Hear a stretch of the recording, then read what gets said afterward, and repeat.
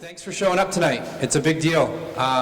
This is our second ever transition night for 7th grade. Last year when I took over as principal, I started to say to myself, why don't we have a 7th grade transition night? We have a huge one coming in after you for 6th grade, actually, and we had never done a 7th grade one before. And what we ended up seeing is, don't freak out, as my daughter would say. It's probably more of a challenging transition actually going from 6th to 7th than it was from 5th to 6th. So that's why we started this evening. It's being recorded so that you don't have to take notes. Don't panic about that. You can certainly go back and rewatch it. But what we saw was last year when we had this transition night, that we saw a lot of successes in our transition into the start of next year was much more successful as a 7th grade than it had been previously. So the goal tonight is not to scare you in any way. It's rather to just inform you that there's a rather large difference between 6th grade and 7th grade, and it's for all the right reasons. I guess I should say my name. I'm Mike Flynn, by the way. I'm the principal. Sorry. And Ms. Kelker, last year I did the presentation because Ms. Morocco was retiring at the time, but Ms. Kelker is the 7th grade assistant principal, so you'll get to see her face throughout next year.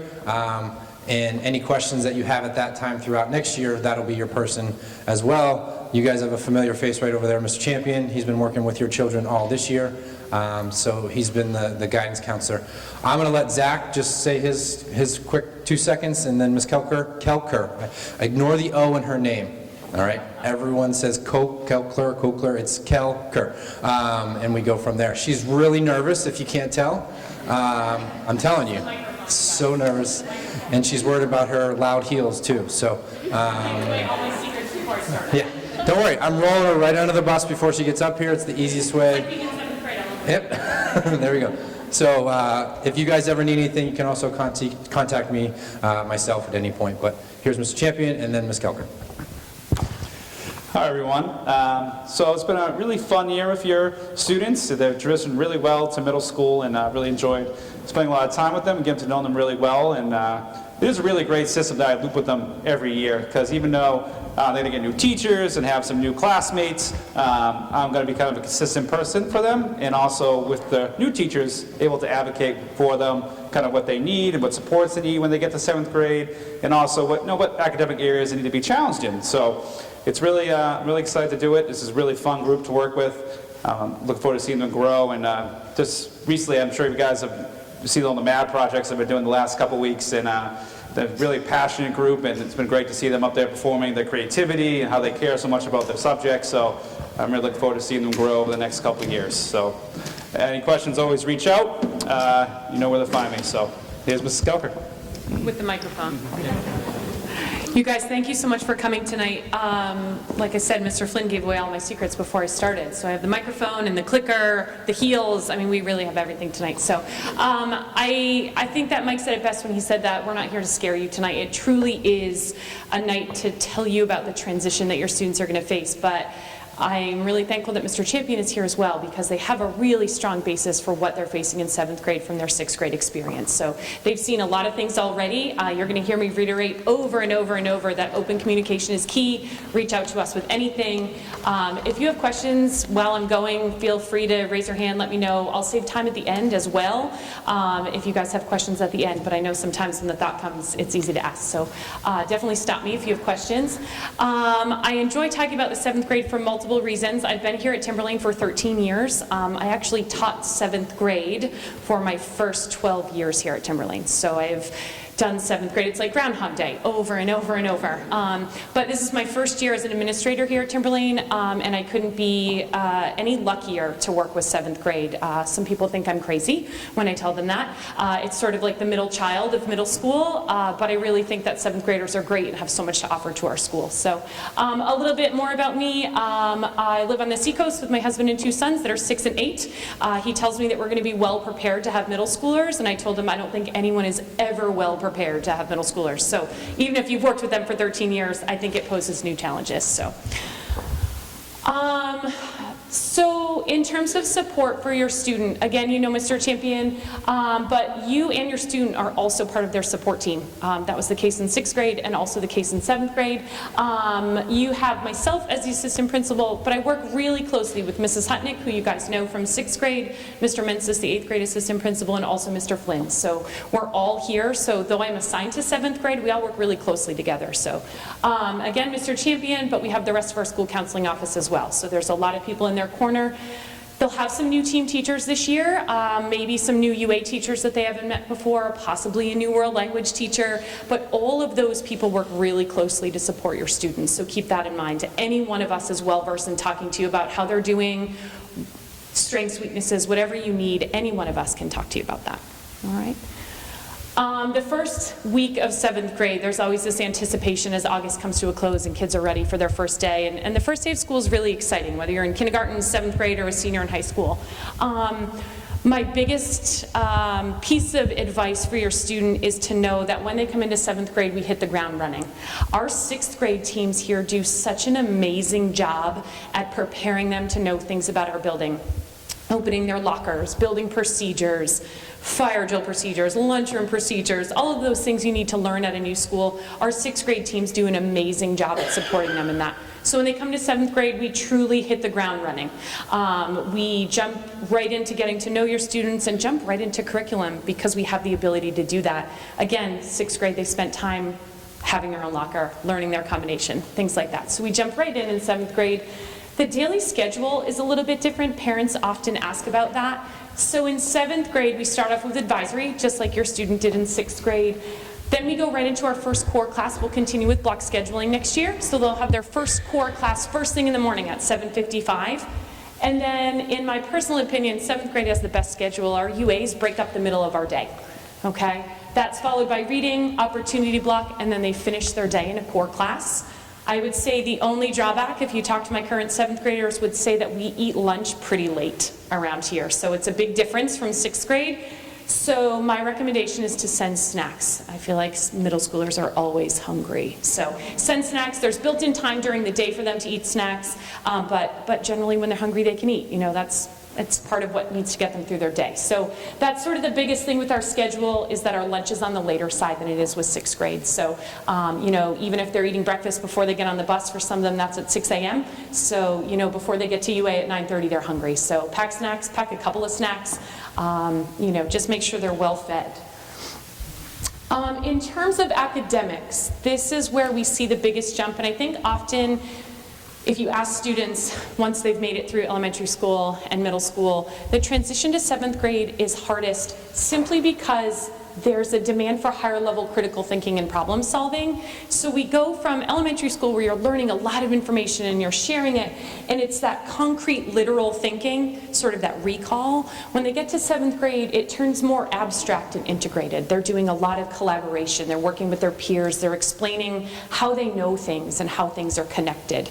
And so when kids say, oh, 7th grade was really hard, it's because of that transition of the type of thinking that they're doing. But again, our teachers have been doing this for a really long time. We have a lot of veteran teachers in the 7th grade. You know, they're in the 7th grade for a reason. They understand that we have kiddos who are becoming young adults, and so they have a lot of other things on their brain, and we're trying to teach them new math concepts. So it's a delicate balance, but one that I assure you they'll make it through, okay? They'll need to study for quizzes and assessments more than before. The demand is a little bit higher. You'll see an increase in homework, but what I want to remind you is that with the block schedule, right, so on their A day, let's say they have math and language arts, their math and language arts homework isn't due until 2 days later. So often kiddos will go, nope, I don't have any homework due tomorrow. Well, they don't, that's accurate, but that time management piece, I'm sure you've seen this year with the transition to block scheduling, is really important, because if you're leaving 2 classes of homework until the night before, that stresses everybody out. So just that idea of you'll see a little bit of an increase in homework. I don't anticipate more than 30 minutes a class. You know, we're not talking hours and hours and hours of homework here, but there is a little bit of an increase in homework. Stricter deadlines, late homework can come with a penalty as the year goes on. Come on in, guys. can go, can come with point deductions as the year goes on. There's that time management piece and that responsibility for turning in your work on time. Again, our advisors, our teachers, our school counselors, we're working with kiddos on time management all of the time. So we don't just drop them in and say, okay, don't forget, turn in your homework, and never remind them again. Our teachers are also keeping really, really good Google Classroom pages. It's something we've improved as we've transitioned to block scheduling. There are resources on Google Classroom all of the time. Our teachers are posting notes on there. Even for kiddos that are absent, it's great, but at the same time, even if they're in class, it's nice for you guys to be able to see what they have as well. So our teachers are posting classwork, things like that. So I know sometimes there's that void in middle school where your kiddo comes home and you say, what'd you do today? And they say, nothing. I did nothing at school today. You can at least check in on them with their academics and check on those Google Classroom pages. Again, organization is key. We've seen a lot of success where kiddos have a particular place or a time that they do their homework. I'm going to talk a little bit more about after-school activities, but having that set time and place for homework I think is really important. But I also know that kids have been in school for 7 hours, so for every kid that doesn't mean coming home off the bus at 3 o'clock and starting their homework right away. I'm a big proponent of getting outside or doing something or having a snack or having some downtime and then getting their work done. But it is time management, and that's definitely something we work with them on. So yes, there's increased demand. Yes, there's more work and that's more challenging, but we don't leave that just to you guys. We're part of that team as well, and we work with them on those skills, not just the academic skills that we're looking at. A big part of the transition to 7th grade, again, that we work with students on is self-advocacy. They are their best advocate to know what they need at any time. So we work with them on verbalizing what they need. We work with them on taking responsibility for their learning. So what they're learning, they're responsible for. They're applying, they're studying, they're doing those things. But we encourage them to ask questions, which can be really, really hard for middle schoolers. They never want to be the person that asks the question. So our teachers actually work with them on that as well and remind them that likely someone else in the class has the same question.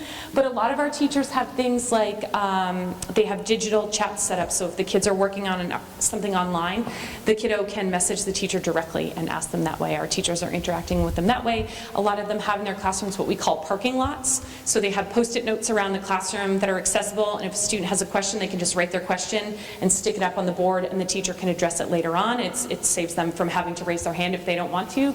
But that's really a skill that 7th graders struggle with, because they want to not be the center of attention, but by means of their development, they are the center of their own world. And so it's a delicate balance trying to figure that out. Opportunity block during the day rotates with their world language, so there's time during the day and opportunity block to get help if they need it. Academic advisory, our 7th grade runs an academic advisory every Tuesday and Thursday for the entire school year. So they have access to all of their teachers for 25 minutes every Tuesday and Thursday. So if they needed help on homework, if they needed to get absent work, if they needed to just check in about something they missed in class, they have 25 minutes set aside twice a week for them to do that. That's set in the school day, which is really great. Our teachers also offer after school help. A couple of our 7th grade teachers run an after-school homework club, which is pretty awesome. We have an 8th grade teacher that offers some extra math help after school. So there's a lot of options available in your day to help your student get through something that might be challenging. Additionally, again, coming from the 6th grade, you know about it already, but Power School is a really, really great support tool. I'm sure many of you get the updates now. You get a text message or an email that says it was updated, but we actually work with kids on using Power School as well. We'll say, our advisors monitor their academics, so they'll say, all right, everybody, let's log into Power School and see if we're missing any assignments. So there's a lot of monitoring that way. So again, I want to keep reiterating that in no way do they walk into 7th grade and we go, you're going to be great, good luck. All right, there's a lot of support in place for them, even if they don't want to take it. All right. Building resiliency and a growth mindset. Just some things here that you've probably already seen as they've transitioned to middle school, but they show up in 7th grade as well. There are academic and social challenges. They're going from kids to young adults, whether we want to believe it or not, right? They are likely turning 13 in the 7th grade. And so we have this tough transition of where they want to act like kids but be treated like adults. I'm sure you've seen it at home, right?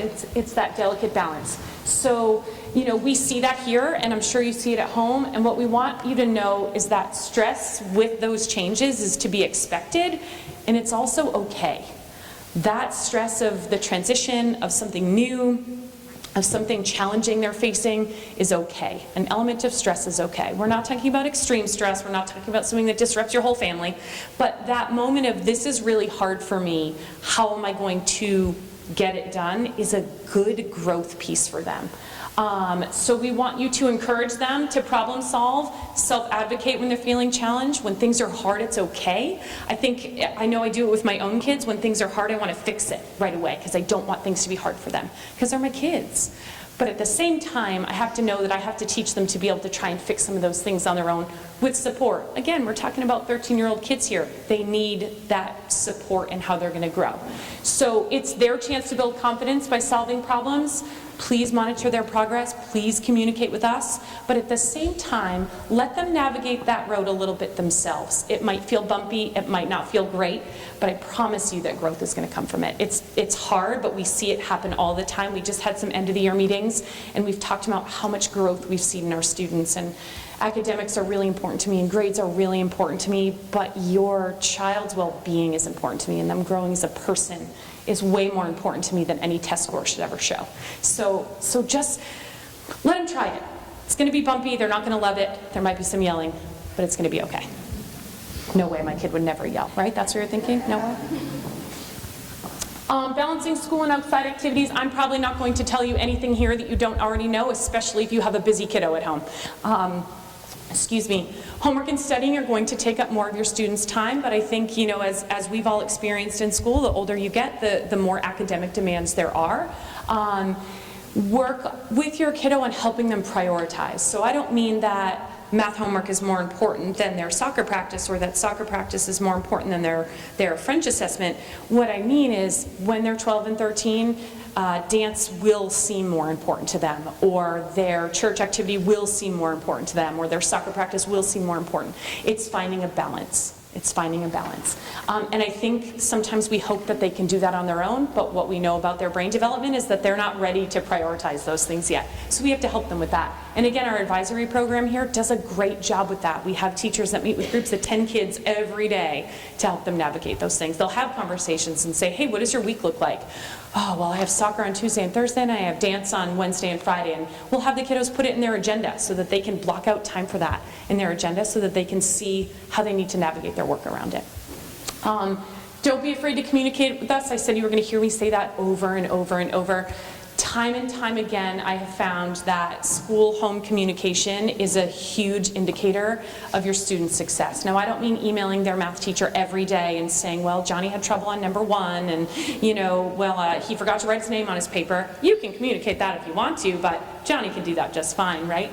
But let us know, if your kiddo's feeling overwhelmed, or they start to feel more stressed than you feel like they should have. Let us know. It's what we're here for, and we can help them, we can help you, we can figure out a plan. Attendance, being present here in school, will be especially important from now on to your student. Miss school is misdirect instruction. We always say that to kids. My favorite part when I was a teacher, they would come in and say, I wasn't here yesterday, did you do anything? Nope, you weren't here, we stopped. We did nothing. For an entire day, we did nothing, and we were so sad you weren't here, right? So sometimes they forget that the world doesn't revolve around them, but we remind them that, sure, you can access a lot of stuff on Google Classroom, which is great, but a computer is not going to take the place of direct one-on-one instruction with the teacher. Now, kids are absent for all reasons all the time. It's going to happen, right? I always wanted to be the kid that had perfect attendance. I was definitely not that kid, but I always wanted to be there. But remember that face-to-face time is the most important piece. So after an absence, your kiddo might need to stay after school and get some face-to-face time with their teacher to just get caught up on maybe something new that was presented. So rely on Google Classroom, rely on PowerSchool. Those things are all great, but at the same time, you can't really make up for that face-to-face conversation with the teacher. Again, kiddos who are here regularly are more successful not only academically but socially. It's hard to get back into the groove if you're absent a lot, if you're tardy a lot. We jump right into our first core class at 7:55, so if they're coming in after advisory, they're missing the beginning of their core. A little bit different at the end of the day too. I know that in 6th grade they had their UAs at the end of the day, so it might have felt a little bit more flexible, but we have core time at the end of the day. So attendance, again, I'm not telling you anything you don't already know, but it can increase their stress level too. It's that snowball effect. If they're absent and then they miss a class, With block scheduling, they only have it every other day. So if you miss a class, you know, for me, it was like missing 2 classes because it used to be 45 minutes. So just keep that peace in mind about attendance. When they won't get out of bed, tell them you saw a really great PowerPoint in May that said they should come to school, all right? Social development, we could talk about academics all day long, and I could talk you through the academic progression of what the year is going to look like, and I can talk to you about competencies until I'm blue in the face. I can. I'd be happy to do it. But I think the biggest transition for your kiddo is that social piece in 7th grade. I think that as adults, we fear it sometimes because we don't know what we're getting into. If your 7th grader is your oldest kiddo, you're probably feeling it even more right now than people that have had kiddos and have gone through it before. It can be socially challenging, but I truly don't think it's as bad as people paint it out to be. Okay? It's normal for your student to make new friends. They're going to be on team with friends that they've never been in school with before. They might be from a different town, and they might have been on a different team in 6th grade. So keep in mind, they're going to make new friends. You're going to hear new names. They might drift away from some old friends, some kids that they've been friends with kindergarten through 6th grade, and all of a sudden you're not hearing their name anymore. That's possible too. Additionally, they spend a lot of time trying to figure out where they fit in, and I think as grown-ups that's where it's hard for us, because you just want them to fit in, and you want it to be normal and easy and just work how it's supposed to. But that's bumpy and doesn't always go as they hope. So be patient with them, and just know that, you know, their friends today might not be their friends tomorrow, but in a week they're probably gonna, you know, be hanging out again. So it's a delicate balance. You guys can monitor on your end for any drama that seems to be causing more stress than what feels like a typical teenager would go through. Sometimes that happens. Again, call, email, reach out to Mr. Champion, reach out to me, reach out to the team. If you're hearing something about a particular peer that it's just not sitting right with you, you need some clarification, the more you can communicate with us, the better. And ask your student to do the same. You know, if they're coming home and saying, hey, listen, I'm having a really hard time with this kid in math class, ask them to advocate to talk to their math teacher after class. Have them talk to Mr. Champion. Let us know. We can work through those bumpy things without a problem. I think sometimes kids think that I just won't say anything about it and I'll deal with it myself. Let us help. It's what we're here for. Okay? And additionally, reach out. Mr. Champion is so good. He knows your kiddo so well, so much better than I do at this point because he's been with them for a whole year. You know, so reach out to him. Open line of communication all the time. It truly is what we're here for. The social media slide. Maybe I'll just let you read it and run away. No, I'm just kidding. It can be a powerful influence in your student's life, but I don't always think social media is a bad thing. I would be lying to you if I said that I think it's terrible and horrible and they should never use it and it's awful. I don't think that.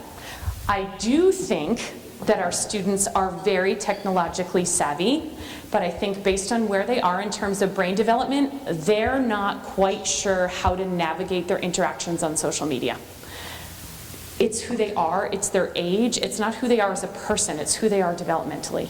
I went to a conference just yesterday on teens and social media use, ironically, and what stuck with me from the conference is that there was a survey done with preteens, so they were 11 to, I think it was 11 to 13 years old, and 56% of them said, if my parents really knew what I was doing on social media, I would be much more weary of what I was posting, which made me nervous a little bit. But at the same time, I think that they lack that ability to stop and think before they type and hit send.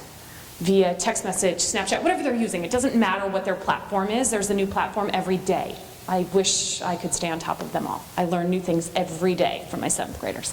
But they don't know how to navigate it. So it's hard for them to figure out boundaries. Should I text this? Should I not send it?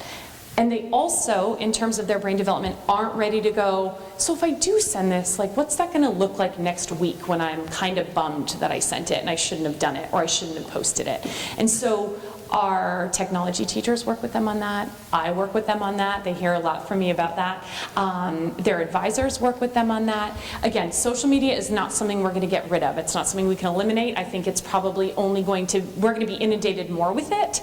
But we just have to help them have that moment of, if I hit send or if I post this, I can't take it back. It's already there. And they say, well, Ms. Kilker, I deleted it, so don't worry about it.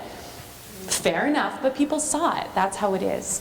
And what's challenging for us here at school is that often those things happen outside of school, right? Those stories get posted or those text messages get sent and they're at home, and that's all fine and well, but where it becomes on our radar is once it impacts our school day, right? Once it is brought to our attention or is an interruption to the school day, it does become a school issue, and that's really hard for kids to understand too. They say, well, I threatened to do that over the weekend. How do you know about it, Ms. Kilker? Right? And I tell them we know all the things. Some things we wish we didn't know when it comes to social media and things kids are sending. So again, I don't mean to scare you, and I don't think I'm telling you anything you probably don't already know. But it's definitely something that's on our radar and that we need to continue to think about. Just something I wanted to share with you. We've had some parent feedback as we've talked about social media, as we've learned more and more. You know, we've had some success with parents having a family charging station in their kitchen, and they say, you know, come 9 o'clock or whatever it is, all phones are going in the kitchen and no one's going to have them in their room or whatever. So just some strategies that work for your family. Zach and I can tell you a little bit more about that too, you know, if it's something you're interested in. But just keep an eye out, because they are savvy, and they know what they're doing to a point, but again, developmentally, that's where they run into their roadblocks. So again, I think a lot of it is a decision made on the fact that they're 12 and 13 years old, and not that they're bad people, or not that they meant what they said, or they didn't mean to send the picture. I truly feel that way, but we have to help get ahead of it in hopes that, you know, we can help them think before they text or send or post. You guys have to be sick of me talking by now. So last slide. Yes. So again, we're here to support you. Open lines of communication. I promise you it's not as bad as you might think it might be right now. I think Mr. Flynn scared you more than I did, I hope. So it really isn't bad. And we have so many people here to help you guys. Our staff is amazing. I can't say that enough. I'm proud to be part of the 7th grade staff. They're an amazing group of people. I'm so thankful that Zach traveled with them. You know, we have a lot of supports in place for them. So is it rocky? Sure. Is it new? Sure. But you know what? So is the jump from 1st to 2nd grade or 5th to 6th grade, and you're probably going to be having the same conversation when they're going to be seniors in high school.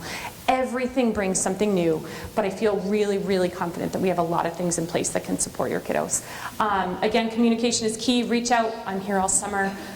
Drop me an email, give me a call, let me know if you are nervous, if you know, anything. Let me know. If your kid's nervous, if you're nervous, it doesn't matter. It's nothing we haven't already heard before, so let me know and let us know how we can help. All right? You guys have any questions? Any burning questions? You just want to hold the microphone. No? Yeah, go. So in 7th grade, they continued with the Friday skinny day? That's a really good question. Thank you for asking. She asked, if you couldn't hear, she asked about Friday skinny days in 7th grade. So we've worked a lot this year on figuring out what works best. So each team does it a little bit differently.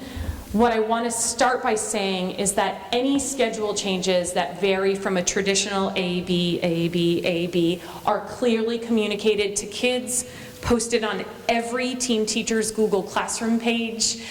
So we work really hard on communicating with that, because as a parent, it's nice to know if they have a skinny day on Friday and you're like, ooh, your math homework is due tomorrow. Our teachers are also really reasonable. If we do run a skinny day and you have math on Thursday, you're not going to get the same amount of homework Thursday that would be due Friday if you have it the very next day. I would say that generally, our teams ran a skinny day each week, usually on Fridays, but we never did it on a 3-day week. We never did it on a week that already had a weird schedule. So generally, the rule was if it was a 5-day school week, that they could run a skinny that week as long as it was well communicated with students and families. It's a good question. Yeah?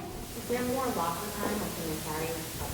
Good question. She asked about more locker time. So I would say that there isn't extended locker time, but I would say that if you observed the 7th grade hallway, which is scary, you should avoid it when you can, there is enough locker time between classes. So what we've built into our 7th grade schedule, because we don't run on bells here at the middle school, we've actually built in locker time. So there's like a 4-minute locker time between each of their classes. Each class? Yeah.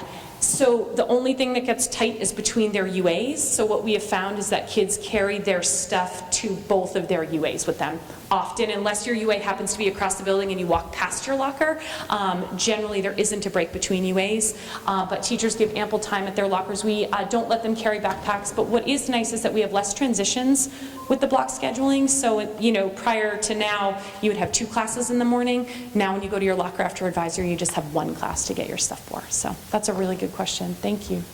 Yeah. In regards to feedback on the senior, Yeah. do we still get communications via text, like whatever? Good question. Kids on, they'll tell you X amount of days or what days. Good. Are they using Remind? That's a good question. So I think 2 of my 7th grade teams are using Remind right now. I don't know if the 3rd is planning to pick it up in the fall or not.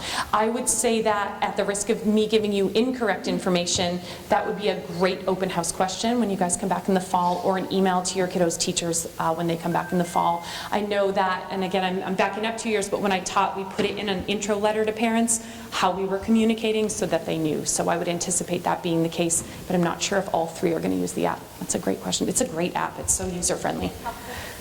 Awesome. That's great feedback. Thank you. Anybody else? It's a really good question. Here's the thing. I don't think, if I'm being told, it's a really good question. I don't think it gets worse. I think that I wish I could back up my slides, but I would probably mess it up.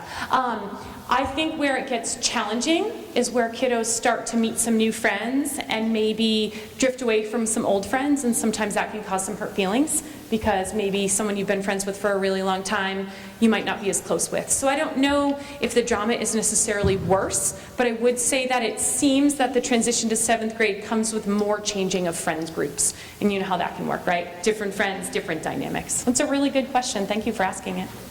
Yeah? Yep. That's optional? No. That's a good question. She asked about advanced placement math. You guys got a letter home. So if your student qualifies for pre-algebra in the 7th grade and you decide as a family that your student is not ready for that, it is absolutely optional. Yep. And you could just, I think Mr. Pedersen's information was on that letter, the one that comes home about placement. His information will probably be there, but you could reach out to me as well and I could help you with that. It's a great question. It's a great question. Anybody else? Yeah. Good question. Mr. Flynn, I might default to you on this one. Power School opening up later in August with team placement. Perfect. So they'll find out later in August. So it will open up. They'll have access to their schedule. They can log into the matrix view on their schedule. Good question. Their team teachers will be listed. Their UAs will be listed at that time. Their world language teacher will be listed. So once it opens mid-August, they'll have access to everything in there. Thanks for asking. Yeah.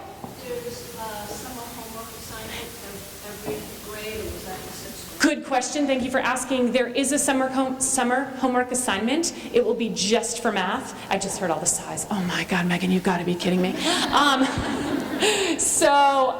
Just for math and just for language arts. They will actually be available sooner rather than later. They'll be posted on the school website. Actually, last year, I think we actually gave some copies to the 6th grade teachers to give to the 6th graders. But they'll be on the school website posted, and there'll be hard copies in the front office. We did sort of talk about how the length of it would be approximately 1 week of homework for that class. So we're not talking about 20 hours of a summer assignment. I want your kids outside playing and having fun, but I also want them reading books and, not regressing in math. So it's a delicate balance, but there will be one for math and one for language arts. There will not be any in the other subject areas. Thanks for asking. Anybody else? Yes? That's a great question. So our school counselors meet, your 6th grade teachers meet to make recommendations. Generally, it's not random. Do you want to say a little bit more about it, Mr. Champion? Do you want to hold the microphone? You too? Yeah, it's a delicate balance. There are a lot of moving parts to it, but a lot of people have a lot of say in it. People that know you really well, like your 6th grade teachers, like Mr. Champion. We keep in mind band schedules and world language schedules and things like that. So there's a lot of factors. I wish I had an easy answer for you. I wish it was like the sorting hat on Harry Potter, right? And we just pick them out, but wishful thinking. That would be too easy. Any other questions? That's it? Yeah. When do we get to know if we're going into algebra in 7th grade? Good question. So once your placement is done, your placement test in 6th grade, they'll put the information and then letters will come out. So I would anticipate before the end of the school year, you would find out. A letter would come home. So your 6th grade teacher won't be letting you know. A letter would be going home. Good question. Yeah. Do any of the teachers for like holidays or anything like that do 6th grade and 7th grade, or are they going to have a completely new set of teachers? That's a great question. I think you should anticipate your student having some overlap in teachers. We have a couple of Spanish teachers and a couple of French teachers. It's possible they may have the same one. But UAs, a lot of our UA teachers carry over. So likely they'll have some the same, but also probably some different. It's a nice mix. So yes, ma'am. Your schedule is mid-August. Yeah, a couple of weeks before the school year starts. I know. They used to post them on the side of my school growing up, and I used to have to like ride my bike over and figure out who my teacher was and get mad about it or whatever, but it was posted on the side of the building. All right. Any other questions? You guys, I know it's a busy time of year. Thank you so much for coming. Let us know if you need anything. All right? Thank you.